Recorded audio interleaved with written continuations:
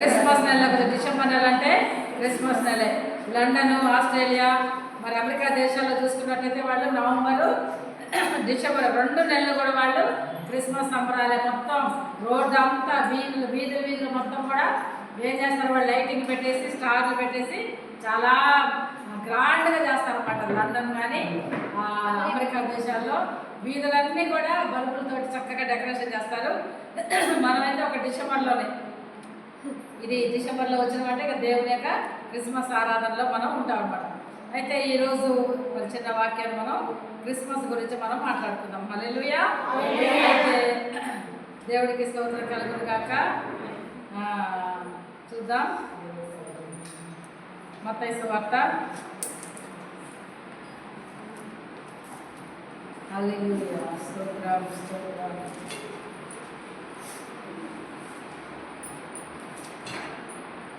2వ అధ్యాయము 2వ వచనం. యూదుల రాజుగా పుట్టినవాడు ఎక్కడ ఉన్నాడు? తూర్పు దిక్కున మేము ఆయన నక్షత్రము చూచి ఆయన పూజింప వచ్చితమని చెప్పిన. చాలండి.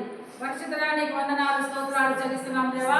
ఈ మధ్యాహ్న కాల సమయంలో ప్రభా, ఈ 12వ నెల, ఈ క్రిస్మస్ యొక్క నెలలో దేవానికి స్తోత్రం. ఎక్కడ చూసినా క్రిస్మస్ ఆరాధనలు, క్రిస్మస్ వర్తమానములు జరుగుతూ ఉంటాడుగా ప్రభా, నీకు స్తోత్రాలయ్యా. మా మందిరంలో కూడా మొదటి శుక్రవారం ప్రభానైనా ఈ యొక్క క్రిస్మస్ వర్తమానాన్ని మేము చెప్పుకోవాలని ఆశతో ప్రభానైనా వాక్యము అయ్యా చదువుతూ ఉంటాడుగా. వాక్యము నీదిరా ప్రభా, నిలబడిన దాన్ని నీ రాష్ట్రాలను ప్రభా, మట్టి దాన్ని ప్రభా, నన్ను నీ సెలవు చాట మరుగుపరిచిన ఆయన నీ బిడ్డలందరితో మీరే మాట్లాడి మహిమ పొందమని యేసు నామములో అడిగి వేడుకుంటున్నాము తండ్రి. ఆమేన్. హల్లెలూయా. వారు ఆ నక్షత్రమును చూచి ఆయన పూజింప వచ్చితమని చెప్పారు. ఈ నక్షత్రం అంటే దాదాపు చాలా రోజులు అన్ని నక్షత్రాలు వీళ్ళు తూర్పు దేశ జ్ఞానులు పరిశోధిస్తూ ఉంటారు కదా. ఈ నక్షత్రం మటుకు చాలా చాలా రోజులు వాళ్ళ ప్లేస్లో అది కనబడుతూ ఉందంట, కదలట్లేదంట. చాలా రోజులు ఆ నక్షత్రం ఆడే ఉందంట. ఏంటిది వాళ్ళు పరిశోధిస్తూ ఉంటారు, లేఖనాలన్నీ చేస్తారు కదా. తూర్పు దిక్కున నక్షత్రం ఉదయించింది, దాని అక్కడి నుంచి అది రక్షకుడు ఉదయించే టైం అని ఆ లేఖనాలు అన్నీ రాయబడి ఉన్నాయి. కాబట్టి ఆ నక్షత్రం చాలా రోజులు అలాగే ఉంది, ప్రకాశిస్తుంది, కదలట్లేదు, ఏదో ఒక వింత జరుగుతుందని చెప్పేసి ఆ జ్ఞానులు గ్రహించుకొని ఏం చేశారంట, దాన్ని పరిశోధించి దాన్ని ఎలాగైనా దాని దగ్గర వెళ్దామని చెప్పేసి ఆ నక్షత్రం ఉన్న వైపు వారు ప్రయాణం సాగించారంట. నక్షత్రం అనగా స్టార్ని ఏం చేస్తాం, అంత నీళ్ళ మీద స్టార్లు పెట్టుకుంటాం కదండి మనం. ఆ స్టార్కి ఎన్ని మూలలు ఉంటాయి? ఇట్లా మనం వేసుకుంటాయి మూలలు బాగా 5 ఉంటాయి. స్టార్లో ఎన్ని ఉంటాయి? 5 మూలలు ఉంటాయంట. 5 మూలలో 5 వ్యక్తులకు సాదృశ్యం అన్నమాట. ఈ క్రిస్మస్లో ఒక 5 వ్యక్తులు మనం జ్ఞాపకం చేసుకోవాలి. స్టార్లో ఏముంటాయి? 5 మూలలు ఉంటాయి. అంటే కొన్నింటిలో 6 కూడా ఉండొచ్చేమో, చాలా వరకు అయితే 5 మూలలే ఉంటాయి. ఇట్లా మరి వేసుకొని చూస్తే కూడా 5 మూలలు వస్తాయి. 5 మూలలో 5 వ్యక్తులకి సాదృశ్యంగా ఉంది. అయితే మొదటి వ్యక్తులు మనకు అన్నీ తెలిసినాయి, కానీ మరొకసారి ఈ నెలలో 3 శుక్రవారాలు వస్తాయో కదా, 3 శుక్రవారాలు వస్తాయేమో మరొకసారి మనము జ్ఞాపకం చేసుకుందాం. మొదటి యొక్క మూల ఏంటంటే మరియ. మొదటి మూల ఎవరు? స్టార్లో ఉన్నటువంటి మొదటి మూల మరియమ్మ గారు. కాబట్టి మరియమ్మ గారి గురించి జ్ఞాపకం చేసుకున్నాం. లూకా సువార్త 1:47. ఈమె గురించి మనకు అందరికీ తెలిసిందే, మరొకసారి జ్ఞాపకం చేసుకుందాం. లూకా సువార్త 1:47.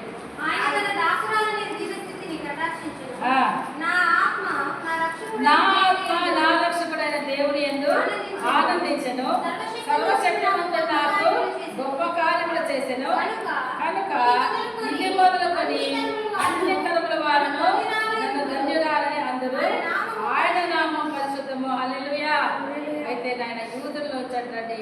మరి నిజంగా అనేక మంది కన్యకలు సిద్ధపరుస్తూ ఉన్నప్పుడు ఈ అమ్మాయి ప్రతిష్ఠింపబడి మొదటి నుంచి కూడా చాలా పరిశుద్ధమైన జీవితం జీవించిందంట కన్య మరియ.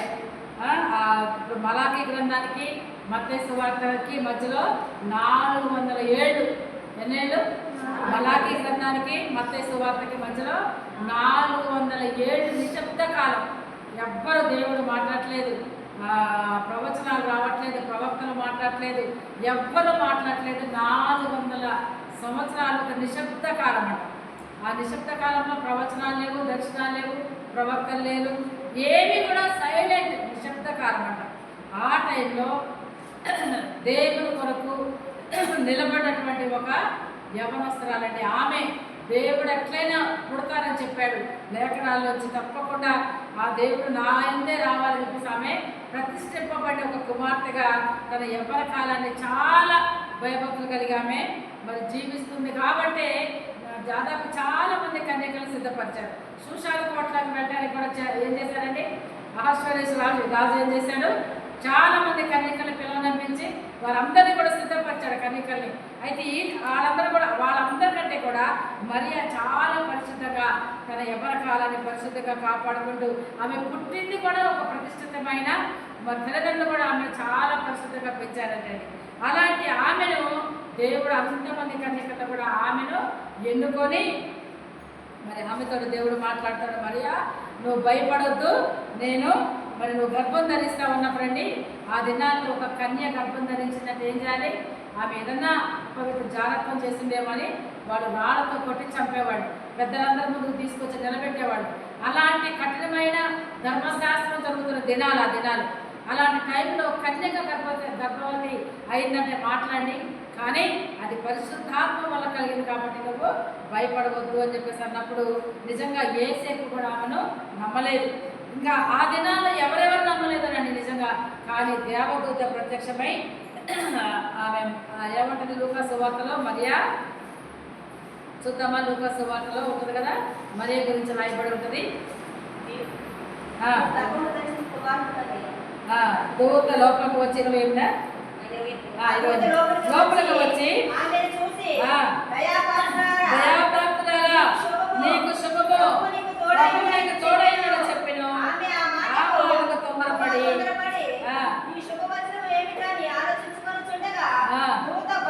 మరియా భయపడకము, దేవుని వల్ల నువ్వు కృప పొందితివి. కుమారుడు కని ఆయనకి యేసు అని పేరు పెట్టు. చూడండి ఇక్కడ చూడండి, నువ్వు దేవుని వల్ల కృప పొందితివి అంటే ఆల్రెడీగా ఎలాగుంది, దేవుని యొక్క ప్రార్థనలలో విజ్ఞాపనలో దేవుడి సన్నిధిలో ప్రార్థనలో ఉంది. కాబట్టి మరియా నువ్వు భయపడవద్దు, నువ్వు దేవుడి వల్ల కృప పొందావు. ఇదంతా మరి దేవదూతను చూసినప్పుడు ఆమె కొంచెం తొందర పడుతుంది. ఈ శుభ దయాప్రాప్తురాలా, ఎవరు పిలుస్తున్నాడు, మరియా దయాప్రాప్తురాలా అని పిలుస్తున్నాడు ఆమెని కదండి.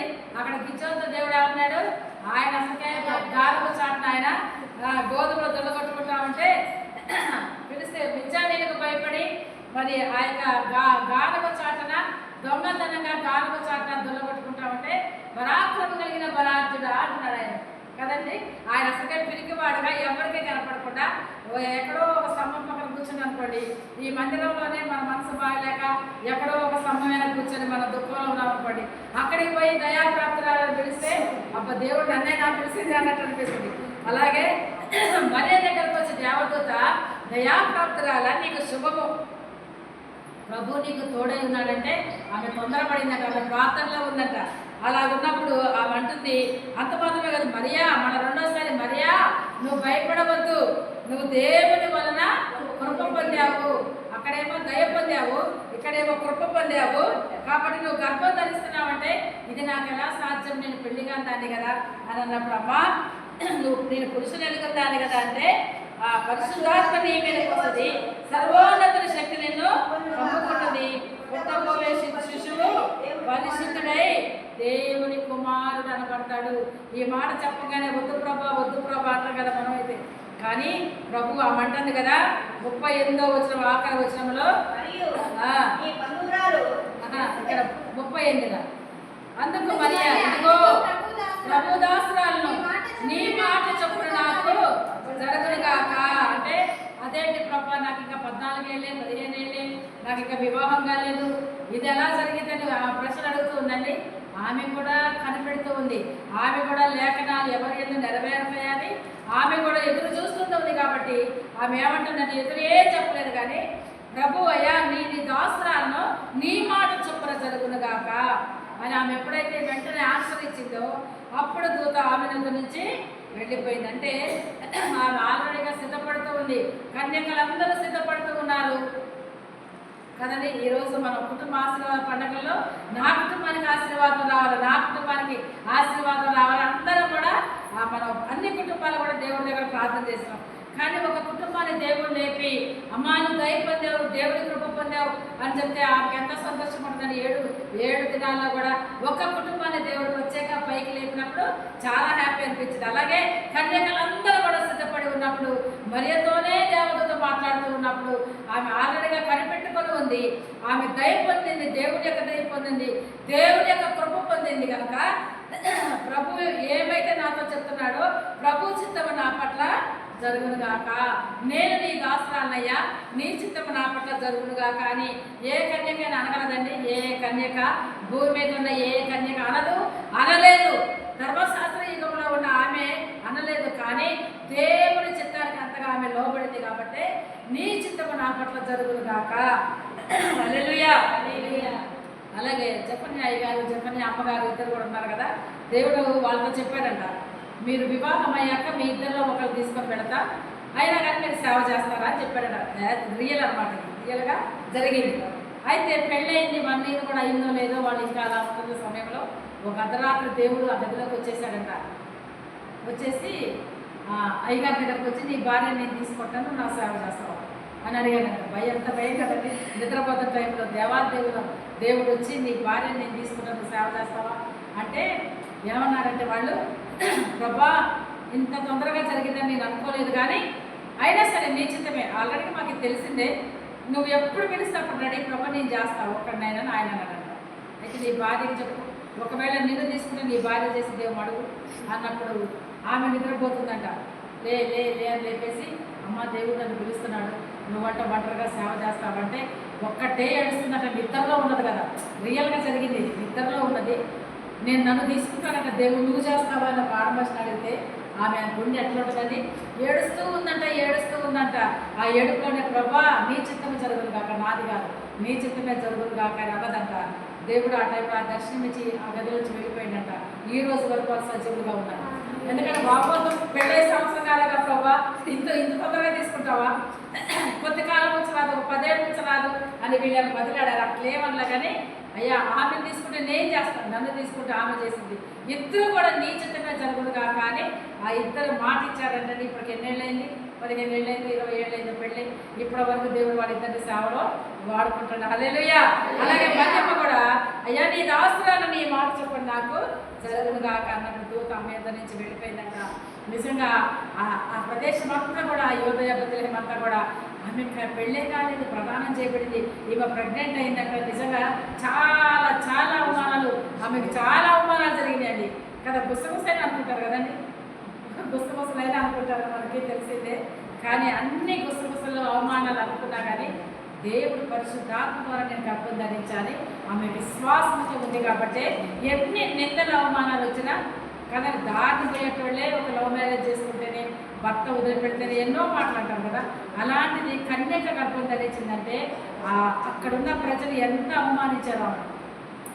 కానీ ఏ రోజు కూడా అవమానానికి ఆమె అవమానం సిద్ధపడింది, అపనిందల పడింది, అవమానం పడింది, ఆమె అన్నీ భరించిందంటే. అందుకనే సిమియోను ప్రవక్త అంటాడు, అమ్మా నీ హృదయంలోంచి ఖడ్గము, చూడండి అదే లూకా సువార్త 2:35లో మరియు నీ హృదయంలోనికి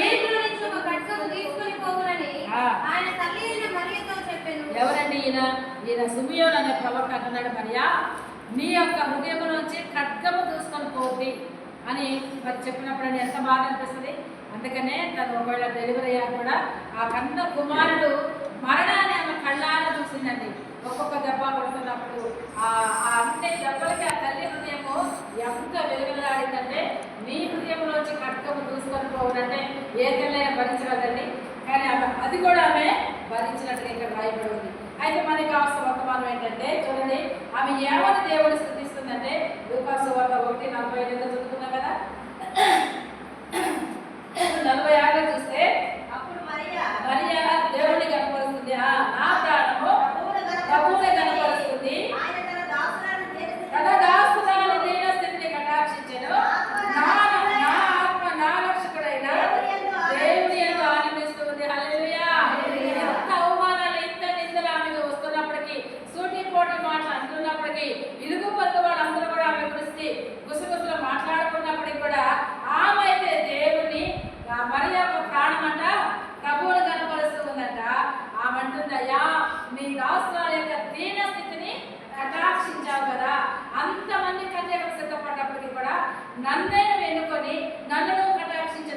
వందనాలు అని ఆమె దీన స్థితిని బట్టి దేవుణ్ణి స్తుతిస్తూ ఉందట. ఇంకా నా రక్షకుడైన దేవుని యందు నేను ఆనందిస్తూ ఉన్నాను, సర్వశక్తుడు నా పట్ల గొప్ప కార్యము చేశాడు, ఇది మొదలుకొని అన్ని తరముల వారు నన్ను ధన్యురాలు అంటారు. హల్లెలూయా. అది లోకమంతా విమర్శిస్తూ ఉంది, లోకమంతా అవమానిస్తూ ఉంది, లోకమంతా నిందిస్తూ ఉంది, కానీ నా ప్రాణం నా దేవుని కనపరుస్తుంది. నా దేవుడు నా కొరకు గొప్ప కార్యాలు చేశాడు, అన్ని తరముల వారు నన్ను ధన్యురాలు అంటారు, ఆయన నామం పరిశుద్ధము అని ఎంతగా దేవుడు స్తుతిస్తుందండి. ఈ మధ్యాహ్న కాల సమయంలో యవనస్తురాలైన ఒక మరియ ఆమె మీద పడుతున్న నిందలన్నీ కూడా సహించుకుంటూ తన దేవుని స్తుతిస్తూ ఉందండి. ఇది మరియంలో ఉన్న గొప్ప సుగుణం. ఈ రోజు నువ్వు ఏ నిందతో ఎలా నిందించబడుతున్నావో, ఎలా అవమానించబడుతున్నావో, ఒకవేళ నీ భర్త వదిలేసి వెళ్ళుండొచ్చు, ఒకవేళ నీ పిల్లల్ని వదిలేసి వెళ్ళుండొచ్చు, నీ కుటుంబం అంతా అవమాన పాలై ఉండొచ్చు. మరియమ్మలాగా నువ్వు కూడా నీ దేవుని బట్టి నువ్వు స్తుతించగలుగుతున్నావా? ఆమంటుంది, నా దీన స్థితిని నా దేవుడు కటాక్షించాడు, సర్వశక్తుడు నా పట్ల గొప్ప కార్యములు చేశాడు. ఈ రోజు నువ్వు అనగలుగుతున్నావా? ఒకవేళ ఒంటరిగా ఉన్నామేమో, బిడ్డలు లేకుండా ఒంటరిగా ఉన్నామేమో, భర్త చేత దూషింపబడుతున్నావేమో, ద్వేషింపబడుతున్నావేమో, లోకులందరూ కూడా ఇవి ఇలాగో అని ఒకవేళ అంటున్నావేమో, కానీ మరియలాగా నువ్వు కూడా నా ప్రాణము దేవుడిని కనపరుస్తుంది, సర్వశక్తుడు నా పట్ల గొప్ప కార్యములు చేశాడు, నేను ఒంటరిగానే కాదు, నా దేవుడు నాతో ఉన్నాడు, నా దీన స్థితిని చూస్తున్నాడు, నేను ధన్యురాలుగా బతుకుతాను అనే విశ్వాసము మనకు ఉండాలని మరియమ్మ ఆ స్టార్ లో ఉన్న ఒక మూల గురించి ఆమె చెప్తూ ఉంది. హల్లెలూయా. వేయబడిన రాయి మూలకు తలరాయి. అందుకనే స్త్రీలలో నువ్వు ఆశీర్వదింపబడిన వదానవు అది అక్కడ ఇక్కడే ఉంది 43లో. స్త్రీలలో నువ్వు ఆశీర్వదింపబడిన దానవు, నీ గర్భఫలము ఆశీర్వదింపబడుగాక.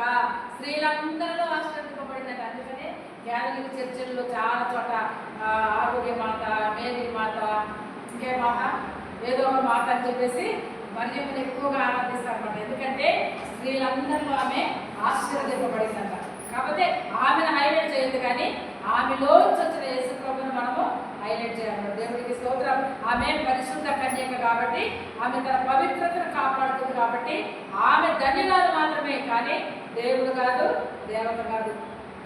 దేవుడికి స్తోత్రం. హల్లెలూయా. రెండో మూల గురించి చూద్దామా? స్టార్లో ఉన్న 5 మూలలు ఉంటాయి కదా, ఇట్లా 5 మూలలో ఒక మూల మరియా, ఇంకొక మూల చూస్తే యోసేపు గారి ఒక మూల ఆయన కనపడుతూ ఉన్నారు. మత్తయి సువార్త 1:19 చూద్దాం. 1:19. ఆమె భర్త అయిన యోసేపు నీతిమంతుడై ఉండి రహస్యముగా ఆమెను విడనాడ ఉద్దేశించెను.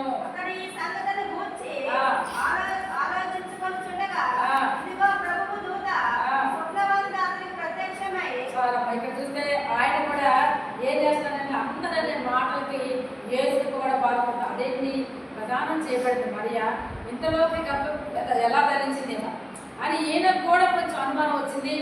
ఆటో మీద ఫ్రెండ్స్ ఉన్నారు కదండి, అదేంట్రా ఇంకా ప్రదానం చేయబడింది కదా అమ్మాయి, అట్లా ప్రెగ్నెంట్ వస్తుందంటే అందరు నమ్ముతారా? పరిశుద్ధాత్మ జరిగిందని ఎవ్వరు నమ్మరు. అదో ఇదో ఆయన చెవులో పడిందండి, యేసేపు చెవులో కూడా పడింది. అయితే ఆయన ఏం చేస్తాడంటే, నీతిమంతుడైంది నువ్వు నా కొట్టు అని డైరెక్ట్గా చెప్పలేదు, ఇవాళ దాకా సెల్ ఫోన్ నుండి మెసేజ్ పెట్టట్లేదు, ఏమీ చేయలేదు, కానీ ఆమెను అవమానపరచుదలక రహస్యంగా విడిచిపెడదామని ఆయన మనస్సులో అనుకున్నాడట. అది ఇవాళకైతే నువ్వు నా కొట్టు ఎంగేజ్మెంట్ అయ్యా కూడా కదండి, వాళ్ళిద్దరి మధ్య తేడా వస్తాయి, వదిలిపెడతా ఉంటారు. నేను రాత్రి న్యూస్లో చూసాను, కొత్త న్యూస్ అనమాట. పెళ్ళైందంటే అత్తగారికి పోయిందంట, 20 గంటలు అయిందంట. 20 గంటల 2 గంటల్లో విడాకులు అయిపోయిందంట. ఏంటి అంటే వాళ్ళ ప్రవర్తన నాకు నచ్చలేదు. రాత్రి విన్నాను న్యూస్. అయ్యా చెప్తారు కదా, ఏ న్యూస్ అయ్యి తెలంగాణ న్యూస్ చెప్తారు కదా, V6 న్యూస్లో 20 గంటలే అనుకుంటా పెళ్ళి అత్తగారికి పోయిందంట అమ్మాయి. 20 గంటల్లో 2 గంటల సరిగ్గా గుర్తులేదు నాకు. అంతలోకి విడాకులను నోటీసు పంపించింది. అది ఏంటి అంటే వాళ్ళ ప్రవర్తన నాకు నచ్చలేదు, అంతలోకి ప్రవర్తన నచ్చలేదంట అమ్మాయికి. మరి ఈయనేమనుకోవాలి? లోకమంతా కూడా మీ ఆవిడ గర్భం ధరించిందని చెప్తున్నప్పుడు ఈయనంట ఆమెను విడనాటం, ఆమెను డైరెక్ట్గా చెప్తే బాగోదని చెప్పేసి రహస్యంగా ఆమెను విడిచిపెడతాం అనుకుంటారు. అయితే వెంటనే ఈయన ఆలోచనలు పాడగా తలంపులు తపనలు అన్నీ కూడా తలంపు కొట్టక మునిపే ఎదుర్కొంటాడట ఆయన. తలంపులోకి రాకముందే నువ్వు కూర్చుంటట, నువ్వు నుంచుంటట, నువ్వు పడుకుంట, నువ్వు లేచుట, నువ్వు ఆలోచించుట అన్నీ కూడా ఎరిగిన దేవుడు కాబట్టి ఆయన తలంపు ఎప్పుడైతే అలా వచ్చిందో వెంటనే ఆ రాత్రి దేవుని యొక్క దూత యేసేపు దగ్గర పోయి, యేసేపు, దావీదు కుమారుడైన యేసేపు, నీ భార్యను మరియం చేర్చుకోవడం నువ్వు భయపడవద్దు. ఆమె గర్భం ధరించిన పరిశుద్ధాత్మ వల్ల కలిగింది. ఆమె కుమారుని కంటని తన ప్రజలను వారి పాపం నుంచి ఆయనే రక్షిస్తారు కాబట్టి ఆయనకి యేసు అని పేరు పెడతారు. మళ్ళా దేవదూత మళ్ళా యేసేపుతో చెప్పాక అప్పటి నుంచి ఆమె దగ్గరికి వెళ్ళి ఒక భార్యగా ఆమెకి ఏమేం కావాలో ఆమె భారాన్ని అప్పుడు ఆయన కూడా వెళ్ళి మనం ఎక్కడ ఫోటోస్ చూసినా ఎక్కడ సీరియల్ చూసినా వాళ్ళిద్దరు కలిసి ఉంటారు కదండి. ఆ పుట్టినప్పుడు కూడా ఆయనే ఉంటాడు, ఆ కొత్తగూడ దగ్గర ఆయన కూడా ఉంటాడు. మనం ఎన్ని వీడియోలు చూసినా కానీ వాళ్ళిద్దరు కలిసే ఉంటారు. ఆ కాడ మీద పేరు రాయించుకోవడానికి పోయేటప్పుడు కూడా ఇద్దరు పోతా ఉంటారు. నిండు నెలలు వేసుకొని ఆ పోతా ఉంటే వదిలిపెట్టాడండి. అప్పుడు దాకా విడిచిపెడదాం అనుకున్నాడు కానీ అప్పుడు అక్కడి నుంచి దేవదూత ఎప్పుడైతే చెప్పిందో విడిచిపెట్టకుండా ఆమె తీసుకొని ఆమెతో పాటే ఇట్లా జతేసి మంచిగా నడిపించుకుంటా అది భుజం మీద జతేసుకొని గాడి మీద ఎక్కించుకొని 9 నెలలు ఆమెతోనే ఉన్నాడు. పుట్టాను కూడా ఆమెతోనే ఉన్నాడు. హల్లెలూయా. ఇప్పుడు యేసేపు ద్వారా మనం ఏం నేర్చుకోవాలంటే నువ్వు విడిచిపెట్టవద్దు, నువ్వు ఆమెను విడిచిపెట్టవద్దు. దేవుడు మనతో ఏమన్నాడంటే నువ్వు కూడా నీ దేవుణ్ణి రూతమ్మతో దేవుడు ఏమన్నాడు, బోయస్ ఏమన్నాడు, ఈ పొలాన్ని విడిచి వేరొక పొలంలోనికి నువ్వు పోవద్దు, ఈ పొలంలోనే ఉండాలి, వేరొక పొలంలోనికి నువ్వు పోవద్దు. మనంతటితో దేవుడు ఏమన్నాడు, చిన్న చిన్న సంఘం అన్నాక ఏయో వస్తాయి. నన్ను అట్లా అన్నది కదా, నేను ఇట్లా అన్నది కదా, అమ్మగారు నన్ను అట్లా అన్నది కదా అని వేరొక పొలంలోనికి నువ్వు పోవద్దు, విడిచిపెట్టద్దు, ఇక్కడే ఉండు. మన అమ్మ మన దగ్గర అమ్మ అది ఒకవేళ మన ఇంట్లో 5 ఉన్నవాడి 5 ఒకలాగా పెద్దోళ్ళ ఒకలాగా, చిన్నోడు ఒకలాగుంటాడు, పెద్ద ఒకలాగుంటుంది, చిన్న ఒకలాగుంటుంది, ఒకరికి కోపం ఎక్కుంటుంది, ఒకరికి వస్తువు ఎక్కుంటుంది, ఒకరికేమో నెమ్మది ఎక్కుంటుంది. ఈ 5 కూడా కలిసే ఉండాలి కదా. నేను ఇంత ఎత్తున్నానంటే కుదరదు, తక్కువ అంటే కుదరదు. కుటుంబంలో కూడా వాడంతే అక్కంతే మాట్లాడుతుంది, ఊపమ్మ అన్న తల్లి, వాడంతే లేదు చిన్నవాడు కొద్దిగా అంతే మాట్లాడతాడు, నువ్వు ఆగమ్మ. తల్లిదండ్రులు వాళ్ళిద్దరే సవరించుకుంటూ వస్తారు. ఒక్కింట్లోనే ఒకరి మీద ఒకరు పడతారు కదా. మళ్ళీ పోయి డాడీ చూడమని ఏమన్నా మమ్మీ చూడ ఏమన్నా డాడీ మీద చెప్తారు కదా. ఈ చిన్నపిల్లలు అయితే నీకు ఎవరు ఇష్టం అంటే డాడీ దగ్గర ఉంటే ఫ్రెండ్స్ చదివేవాడు అయితే డాడీ కాడంటే నాకు డాడీ ఇష్టం అంటారు, మమ్మీ కాడైతే మమ్మీ ఇష్టం, ఇద్దరు ఉన్నప్పుడు ఇద్దరు ఇష్టం అంటారు. అంత చిన్నపిల్లలే అట్లా మాట్లాడుతున్నారు కదండి. అలాగే ఒక్క కుటుంబంలో అనేకమైన వ్యక్తులు అభిప్రాయాలు ఉన్నప్పుడు సంఘంలో కూడా అనేక రకాల మనుషులు ఉంటారు కదా. అందరం కూడా కలిసి ఉన్నదే సంఘం. హల్లెలూయా. ఈ పొలంలోనే ఉండు, వేరొక పొలంలోకి వెళ్ళదు. ఎందుకంటే ఇక్కడ నీళ్ళు కుటుంబంలో నీళ్ళు పోసా, ఇక్కడ ధాన్యం ఉంది, ఇక్కడ పరిగి ఉంది. పరదేశం కోసం అంటే పరిగ అనేది ఉంచుతారంట, పరదేశం కోసం. మనం పనివాళ్ళకి ఆ గిన్నెలు వేసేటప్పుడు కూడా గిన్నెల్లో మొత్తం తుడుచుకొని మనమే పెట్టుకోకుండా గిన్నెల్లో ఇంత అన్నమో ఇంత కూరో ఉంచే పనివాళ్ళకి ఇచ్చేస్తూ ఉండాలంట. ఆ దినాల పరదేశం కూడా కొన్ని పనులని వదిలిపెట్టేవాళ్ళంట. అట్లా అమ్మ నీ కోసం పరిగెల వదిలిపెడతారు, నువ్వు ఆ పరిగెరుకో, అక్కడ గుడ్డలు పెట్టే నీళ్లు పోస్తారు, ఆ నీళ్లు తాగు. ఇదిగో నువ్వు ఎవరస్తులు నిన్ను ఏమి అనొద్దని నేను ఎవరస్తులు నేను చెప్తా, ఇదిగో నా దగ్గర కూర్చో, నా దగ్గర నువ్వు తిను, తాగు, నేను చూస్తున్నా, నేను కనిపెడుతున్నా అని బోయస్ ఆమె గురించి జాగ్రత్త తీసుకున్నాడు, ఆమె గురించి బాధ్యత తీసుకున్నాడు. అందుకనే నువ్వు ఆ పొలంలోనే ఉంటే నీకు భద్రత, నీకు కాపుదల అన్నీ కూడా నీకు దొరుకుతాయి. ఒకరోజు పరిగెట్టుకోవడానికి వచ్చింది, ఒకరోజు పొలానికి యజమానురాలు అయిపోయింది. హల్లెలూయా. కాబట్టి దేవుడి మధ్యాహ్నకాల సమయంలో నీ మందిరాన్ని నువ్వు ఏం చేయాలి, విడవద్దు. కాబట్టి మా దేవుడు నేమే గ్రంథంలో ఉంటుంది, మా దేవుడి మందిరాన్ని మేము విడిచిపెట్టాం. అక్కడ ప్రాకారాలు కడుతూ ఉన్నప్పుడు ఆ సంబలట్టు టోమియా వాళ్ళందరూ చెప్ప ఏ గోడ కడుతున్నారు, నక్కొచ్చేగతే కూడా గోడ పడిపోద్ది అన్నారు. అది నక్కొచ్చేగతే కూడా గోడ పడిపోద్ది అంటే వాళ్ళు ఏమంటున్నారు, నువ్వు ఎన్నన్నా అనుకో మా దేవుడి మందిరానికి మేము విడిచిపెట్టాం. అలా మనం కూడా మన దేవుడిని విడిచిపెట్టద్దు. యేసేపు దేవుడు ఏమన్నాడు, నువ్వు ఆమెను విడిచిపెట్టద్దు, నీ మందిరాన్ని విడిచిపెట్టద్దు, నీవు దేవుని భయభక్తులు విడిచిపెట్టద్దు. ఏం చేయాలంటే మనము సామెతలు 28:14 చదివే పనులుగా చూసుకోండి. నువ్వు నిత్యము యెహోవా యందు భయభక్తులు ఉండాలి. సామెతలు 21:14 ఏముంది? నిత్యము నువ్వు యెహోవా యందు, ఒకరోజు బాగా బైబిల్ చదివి, ఒకరోజు బాగా ప్రార్థన చేసి, రెండో రోజు టీవీ దగ్గర కూర్చొని సరిపోతా? నువ్వు నిత్యము దేవుని యందు భయభక్తులు కలిగి ఉండాలి. హల్లెలూయా. కాబట్టి ఇంకా మనం చూస్తే దేవుడికి అది దొరికింది కదా, అలా మనం నిత్యము కూడా ఏం చేయాలంట? దేవుని యందు ఒకరోజు కాదండి, రోజు మనము భయభక్తులు కలిగి ఉండాలంట. చూద్దామా పరమగీతాలు 3వ అధ్యాయంలో, పరమగీతాలు 3వ అధ్యాయంలో ఇక్కడ కూడా షూలమీత అంటే ఆ రాత్రి వేళ ఆమె పడుకొని తన ప్రాణం చేయడం వెతుకుతూ ఉందంట. పరమగీతాలు 3వ అధ్యాయంలో రాత్రి వేళ పనుండి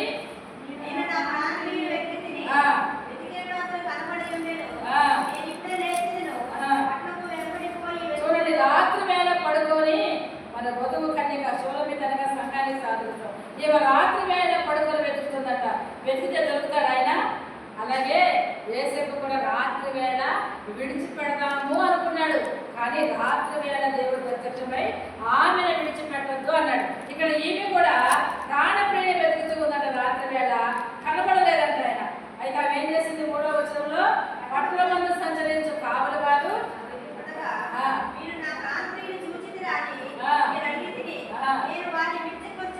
కొంచెం దూరం పోగా నా ప్రాణప్రియుడు ఎదురుపడెను, వదిలిపెట్టక నేను అతని పట్టుకొట్టుని నా తండ్రి ఇంటికి అతని చాలు. హల్లెలూయా. ప్రాణప్రియుడు ఏం చేయాలంట? పట్టుకోవాలంట. యేసేపు ఏమనుకున్నాడు? వదిలిపెడదాం అనుకున్నాడంట. కానీ కన్యకైన షూలమీత ఏమన్నది? నాకు కనపడలేదు, కానీ కొంచెము ఇంకా లోతుగా రాత్రంతా నేను ప్రార్థన చేశాక దేవుడు నాకు కనపడేంత వరకు ప్రార్థన చేసిందంట. ఆయన కనపడంగానే ఏం చేసిందంట? గట్టిగా పట్టుకుందంట. నా తల్లి ఇంటికి అతను నేను తోడుకొని వచ్చేసింది. హల్లెలూయా. 1 రోజు ప్రార్థన, 2 రోజులు ప్రార్థన, 3 రోజులు ప్రార్థన. దేవుడు నాతో ఏం మాట్లాడలేదు కదా అని నువ్వు వదిలిపెట్టద్దు. ఆయన దొరికే వరకు, ఆయన కనబడే వరకు ఆయన నువ్వేం చేయాలా? వెతకాలి, ఆయన పట్టుకోవాలి, ఆయనతో కలిసి నువ్వు నడవాలి. హల్లెలూయా. కాబట్టి యేసేపు కూడా వదిలిపెడదాం అనుకున్న సమయంలో ఆ రాత్రి వేళ దేవదూత, వదలొద్దు, నీ భార్యను హత్తుకో, అది నా వల్లే జరిగింది అన్నప్పుడు ఏం చేశారంట? తన భార్యను చేర్చుకున్నాడంట. ప్రియులైన మనం కూడా, మన ప్రాణ ప్రియులే, నువ్వు కూడా ప్రభువును నమ్ముకున్నప్పుడు ఆ క్రీస్తువారం వాళ్ళు అంటారు, లేకపోతే శుక్రవారం పోవాలా, మంగళవారం పోవాలా, తెల్లారివారం పోవాలా, తలబట్టలు వేసుకోవాలా, బొట్టు తీయాలా, ఎన్నెన్నో మాట్లాడతారు. అవన్నీ నువ్వు పట్టించుకోవద్దు. కానీ నీ ప్రాణప్రియుని గట్టిగా పట్టుకొని ఆయనను వెంబడిస్తే నేనేం చేస్తాడు? ఆయన ఆ పొలానికే యజమానురాలు అయిపోయిందంట. అలా భూతపలాగా నిన్ను ఆశీర్వదిస్తాడు. ఇదిగో ఇక్కడ షూలమీతని అంట. దేవుడు ఏం చేస్తాడు? అమ్మా, నీ స్వరం ఎంత మధురంగా ఉంది, నీ పెదవుల్లోంచి వచ్చే ప్రార్థన ఎంత బాగుంది, నీ కళ్ళల్లోంచి వచ్చే కన్నీళ్ళు కూడా దేవుడు చూసి షూలమీతని దేవుడు తెచ్చుకొని ఎవరు సిద్ధపరిచి ఈ ప్రాణప్రియుడికి ప్రాణప్రియుడికి ఉన్న సంబంధమే పరమగీతాలు. ఒకనొక రోజు ఈ కన్యకను తీసుకెళ్ళడానికి మన ప్రియుడైన యేసు ప్రభు రాబోతున్నాడు. హల్లెలూయా. మనం కూడా మన ప్రాణప్రియుడిని వదిలిపెట్టక గట్టిగా పట్టుకొని ఆయన ఇంటికి, ఆ పరలోకమని ఆ తల్లి ఇంటికి వెళ్ళే వరకు ఆయన మనం పట్టుకొని ఉందాం. హల్లెలూయా. 2 మూలలు అయిపోయాయి కదా. 3వ మూల ఎవరంట? గొర్రెల కాపర్లు. లూకాసు వార్త 2:8. లూకాసు వార్త 2:8లో గొర్రెల కాపర్లు. 3వ మూల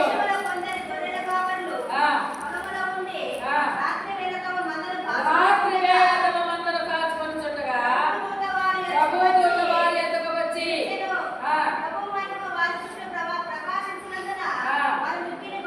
చాలండి, చాలు. అరే దుర్గా వచ్చిందా? దేవుడి స్తోత్రం. హల్లెలూయా. 3వ మూల, స్టార్లో ఉన్న 3వ మూల గొర్రెల కాపర్లు.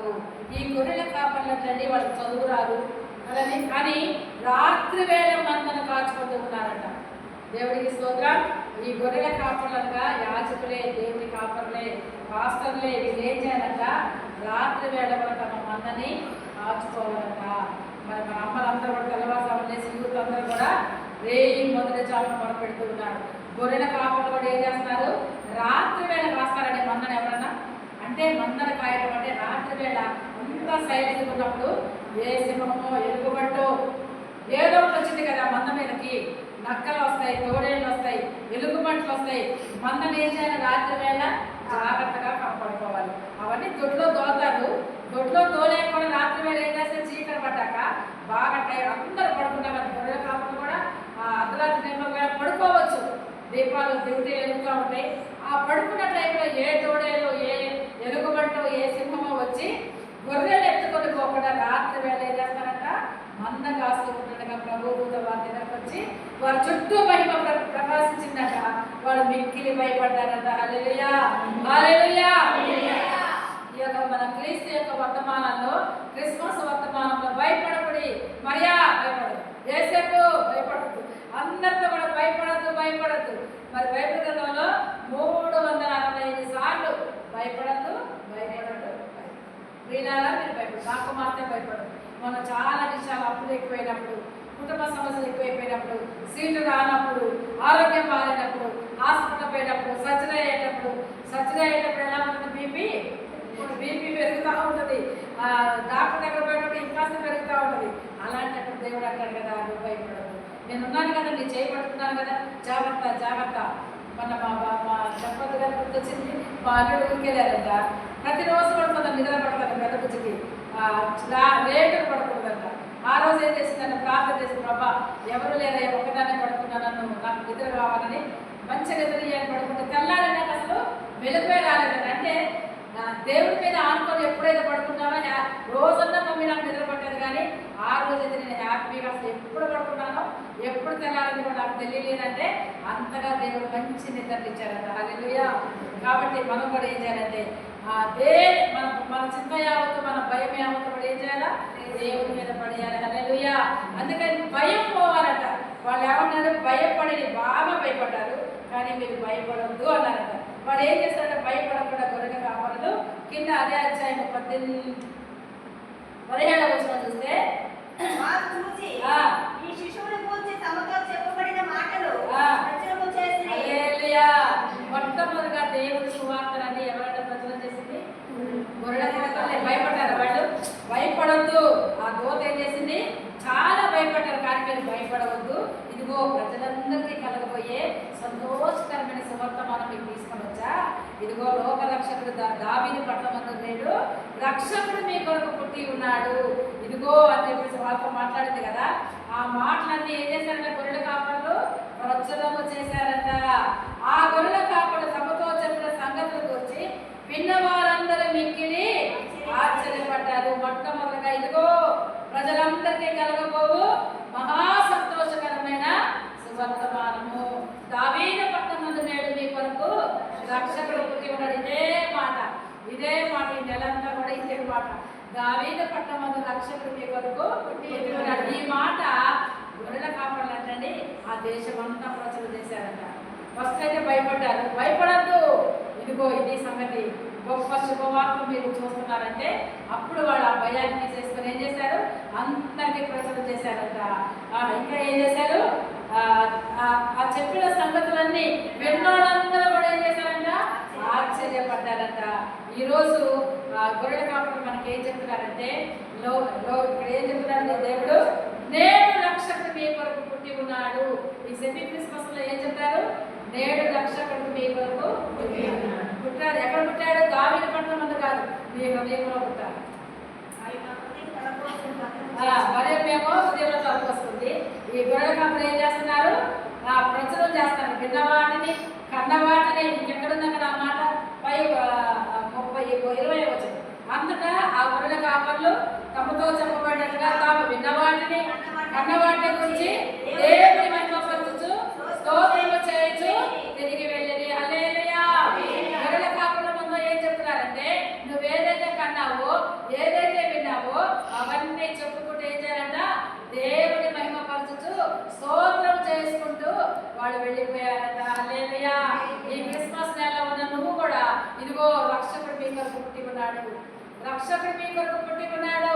ఆయన ఎక్కడో యోగాలో కాదు, నా హృదయంలో పుట్టాడు, నన్ను బాగు చేశాడు, నా భర్తను మార్చాడు, నా బిడ్డలు మార్చాడు, నేను మారాను అని నువ్వు కూడా ఏం చేయాలంట, ఆయన నామాన్ని స్తోత్రం చేస్తూ కన్న వాటిని విన్న వాటిని నీ జీవితంలో జరిగిన అన్ని విషయాలు కూడా ఏం చేయాలంట, ఇతరులకు ప్రచురణ చేయాలంట, దేవుడికి స్తోత్రం చెప్పాలంట, దేవుడి మహిమపరుచును ఒక సాక్షిగా నిలబడ్డారు. గొర్రెల కాపరి చదువు రాదు, అయినప్పుడు కూడా వాళ్ళు ఏం చేశారంటే దేవుణ్ణి మహిమపరిచారు.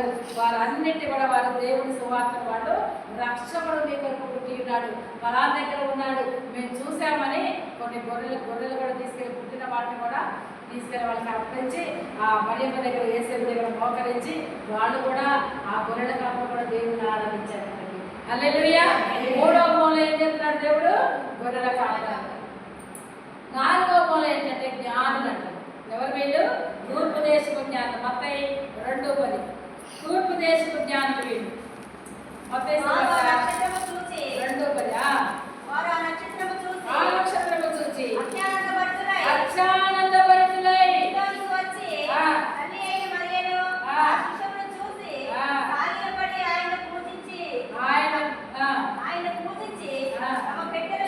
తమ పెట్టెలు విప్పి బంగారము సాంబ్రాణి గోళములు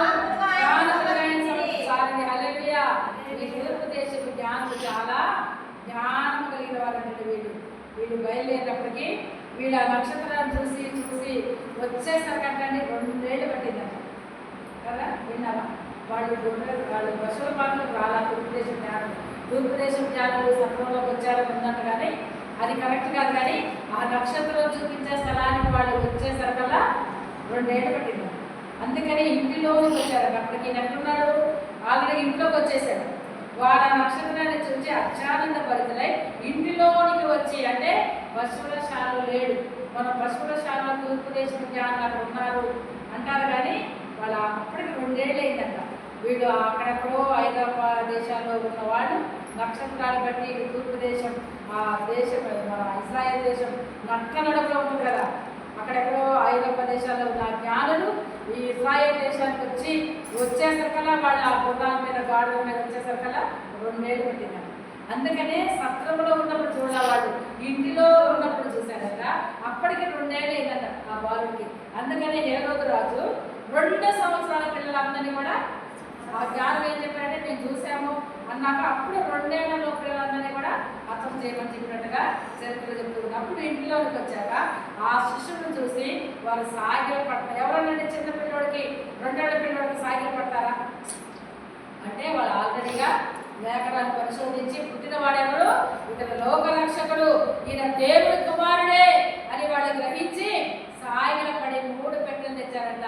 ఒక పెట్టెలో బంగారం ఉందంట, ఒక పెట్టెలో సాంబ్రాణి ఉందంట, ఒక పెట్టెలో గోళం ఉందంట. అయితే ఏమి సాధిస్తే బంగారం అనగా ఆయన దైవత్వానికి, రాజులకు రాజు, ప్రభువుల ప్రభు అని దైవత్వానికి సాదృశ్యమంట. మరి ఆ బంగారం ఆమె ఏం చేసుకుంటుంది?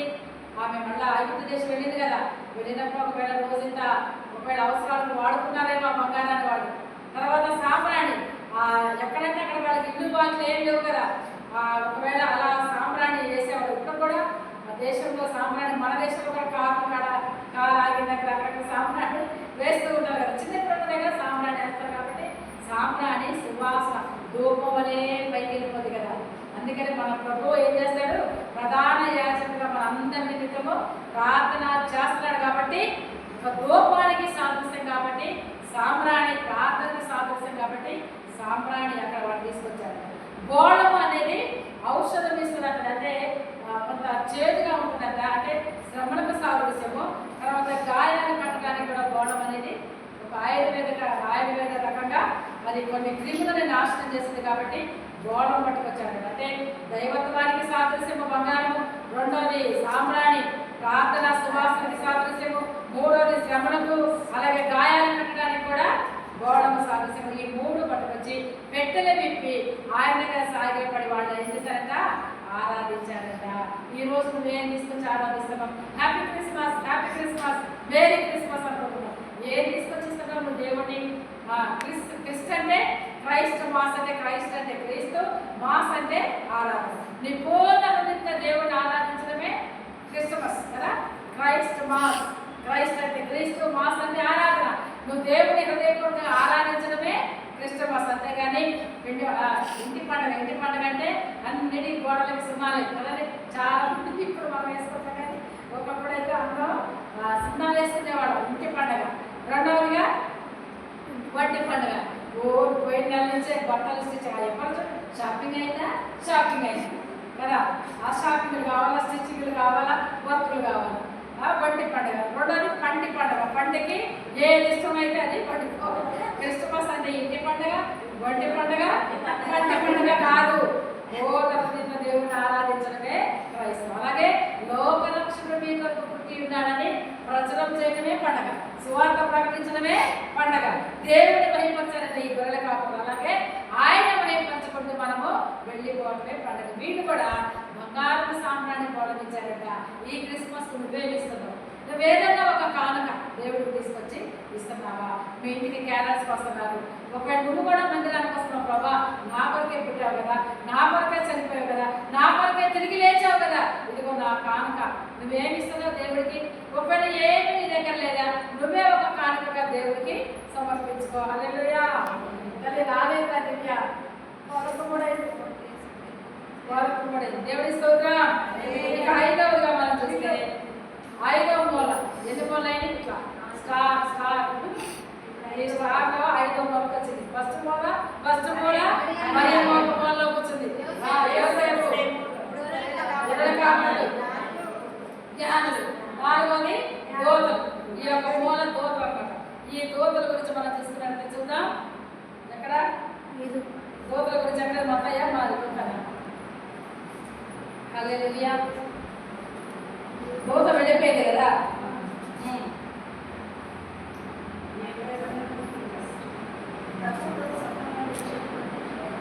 ఇక అదే కదా, గొర్రెలతో మాట్లాడింది, యేసయ్యతో మాట్లాడింది, గొర్రెల కాపులతో మాట్లాడుతాను. ఇవన్నీ దోతలే కదా.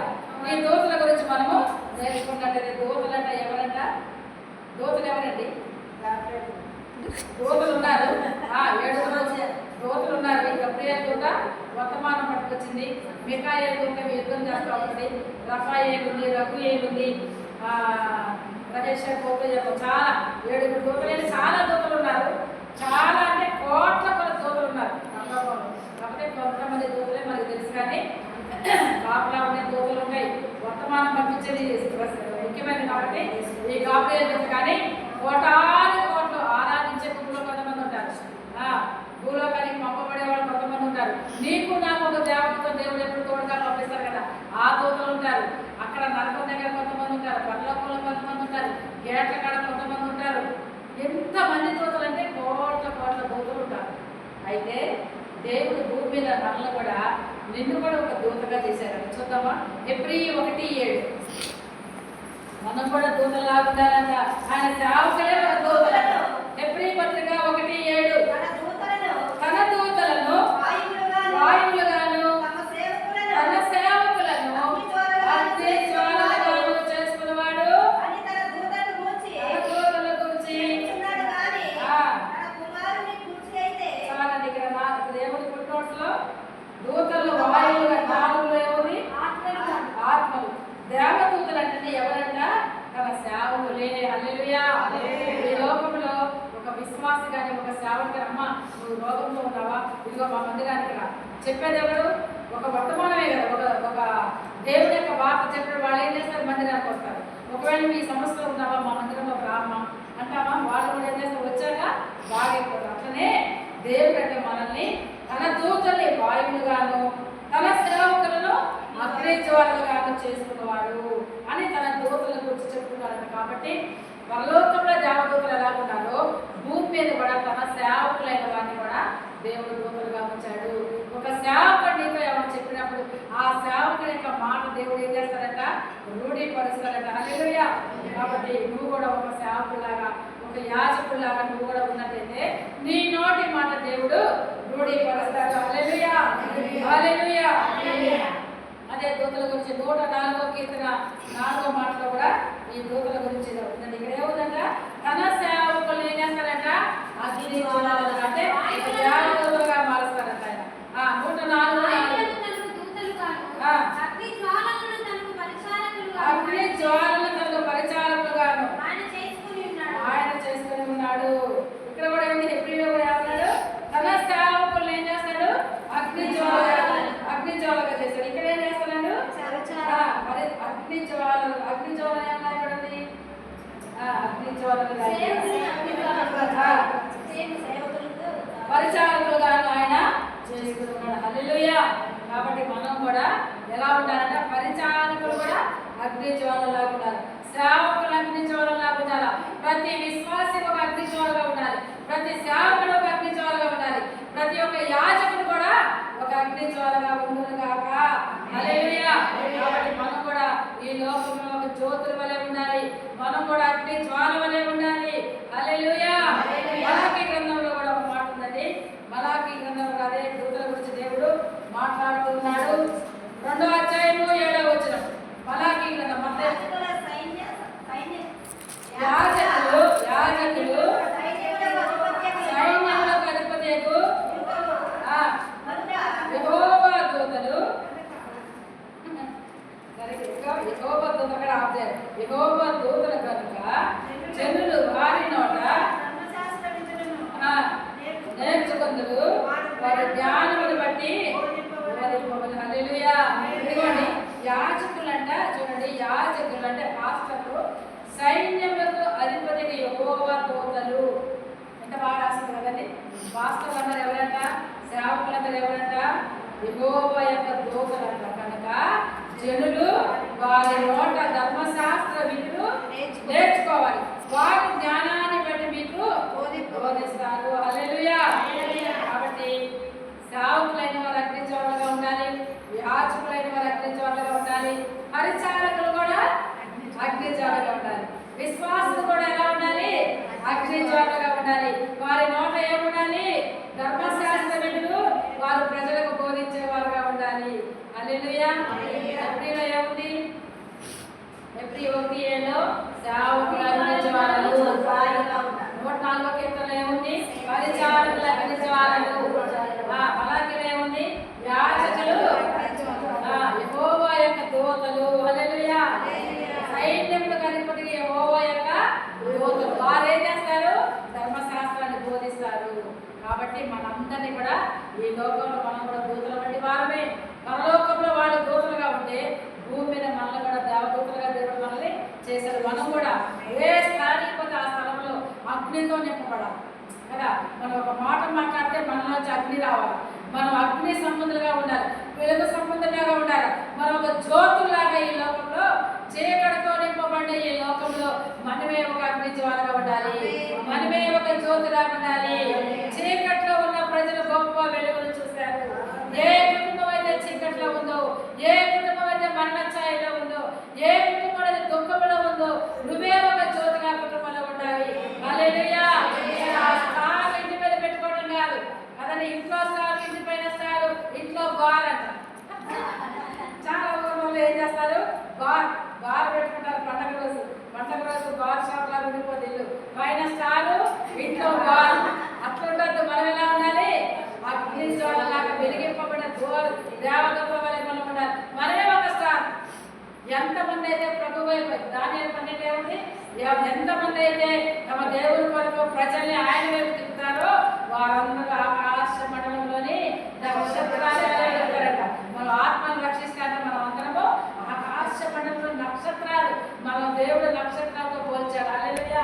ఇంటి మీద స్టార్ ఉన్నా లేకపోయినా మనమే ఒక స్టార్ లాగా ఉందము గాక. హల్లెలూయా. స్టార్లో ఎన్ని మూలలు ఉన్నాయి, 5 మూలలు. ఒక్కొక్క మూల దేవుడు ఏమంటాడు, మరియమ్మ, యోసేపు, కాపరులు, జ్ఞానులు, హల్లెలూయా. కాబట్టి మరియమ్మలాగా వీరంతో ధరించుకుందాం కదా. దేవుని ఆయన నా కొరకు గొప్ప కార్యాలు చేసిందని మనం దేవుడు నామని ఎన్ని అవమానాలు వచ్చినా దేవుడు భయపడతాం. 2వ యోసేపు విడిచిపెట్టలే, వారిని విడిచిపెడదాం అనుకున్నాడు, కానీ విడిచిపెట్టదు. దేవుడు మనల్ని కూడా విడిచిపెట్టు, మందిరాన్ని విడిచిపెట్టు, కుటుంబాన్ని విడిచిపెట్టు, భర్తలు విడిచిపెట్టదు. ఒకవేళ సాతాను చెప్తున్నా కానీ మనము విడిచిపెట్టద్దు. భయభక్తులు విడిచిపెట్టద్దు, మందిరాన్ని విడిచిపెట్టద్దు, సహవాసాన్ని విడిచిపెట్టద్దు, ప్రార్థన మర్చిపోవద్దు, ఏది కూడా విడిచిపెట్టద్దు. మనం ధర్మశాస్త్రాన్ని కూడా మర్చిపోవద్దు, విడిచిపెట్టద్దు. 3వదిగా గొడ్ల కాపలు ఏం చేశారు, ప్రజలు చేసుకుంటూ దేవుడి భయపరచుకుంటూ కన్నవాటిని విన్నవాటిని చెప్పుకుంటూ. ఈరోజు నువ్వు పోతున్నావా, కన్నవాటిని విన్నవాటిని చెప్తున్నావా అందరికి. జ్ఞానులు ఏం చేశారు, కానుక తీసుకొని వచ్చారు. నువ్వేం కానుక తీసుకొస్తావు ఈ పండగకి, నీ హృదయాన్ని ఒక కానుక దేవుడు కల్పించు, జాతర సహాయము కానుకగా తీసుకురా. దూతలు ఏం చేస్తారు, యాజకులే అగ్నిజ్వాలలు, సేవకులే అగ్నిజ్వాలలు, పరిచారకులే అగ్నిజ్వాలలు. నువ్వే ఎంతమందిని రక్షిస్తే నువ్వు ఆకాశ మండలంలో జ్యోతి వలె దేవుడు నిన్ను నన్ను ఒక నక్షత్రముగా చేయుడుగాక. దేవుని వాక్యం నియమించును గాక.